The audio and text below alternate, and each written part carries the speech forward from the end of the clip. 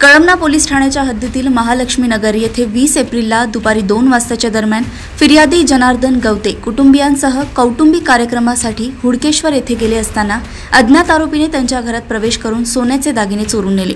फिर्यादी यांची मुलगी घरी आल्यावर ही घटना उघडकीस आली। फिर्यादीने लगेच कळमना पोलीस ठाणे गाठून घटनेची माहिती पोलिसांना दिली व अज्ञात आरोपी विरोधात तक्रार दाखल केली। या आरोपी विरोधात पोलिसांचा तपास सुरू आहे।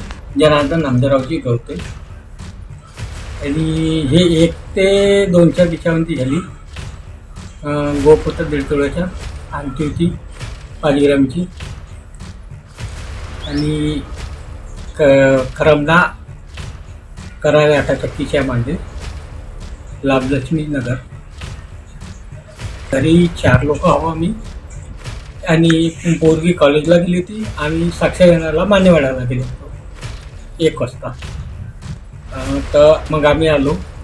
मुलगी आली कॉलेजमधून, तिने दरवाजा खुला दिसला, तिला गेटचा ताला खोलला आणि तिनं फोन केला आम्हाला।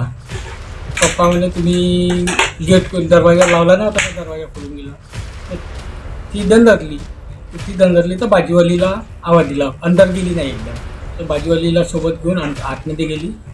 मग बाजूला एक सुपारीवाला राहते, त्यांनी फोन केला पोलिसला। मग तर आले पोलीस। मग 1-1.5 घंट्याच्या बाद पोलीसवाल्यांनी टाकला टार्गेट 2.25 लाख रुपये।